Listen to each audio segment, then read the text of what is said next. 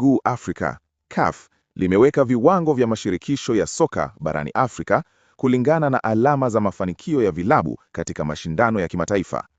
Kwa mujibu wa viwango hivi, mashirikisho yenye alama za juu yatakuwa na nafasi ya kutoa vilabu vinne kushiriki katika michuano mikubwa ya CAF, ikiwemo CAF Champions League na CAF Confederation Cup. Kila shirikisho litatoa vilabu viwili kwa CAF Champions League na viwili kwa CAF Confederation Cup, hatua inayoongeza ushindani na heshima kwa nchi husika. Kwa mujibu wa viwango vya karibuni vya alama, Misri imeendelea kushika nafasi ya kwanza kwa alama 180, ikiendeleza ubora wake wa muda mrefu katika soka la vilabu.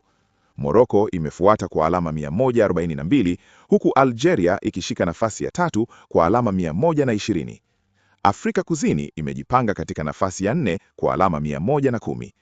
Mataifa haya manne yanaendelea kudhihirisha uthabiti wao kupitia mafanikio ya vilabu vyao katika mashindano ya CAF.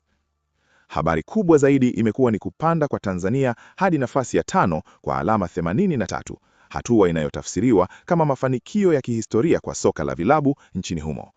Nafasi hiyo inaiwezesha Tanzania kuendelea kupata fursa ya kutoa vilabu vinne katika michuano ya CAF msimu ujao, viwili katika CAF Champions League na viwili katika CAF Confederation Cup. Mafanikio haya yanahusishwa na mwenendo mzuri wa vilabu vya Tanzania katika mashindano ya kimataifa katika misimu ya hivi karibuni.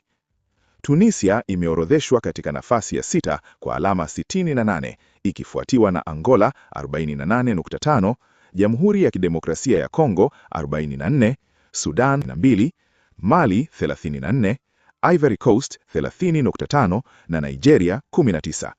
Tofauti ya alama kati ya mataifa haya inaonyesha ushindani mkali uliopo katika soka la vilabu Afrika, ambako kila ushindi wa kimataifa una mchango wa moja kwa moja katika hadhi ya taifa.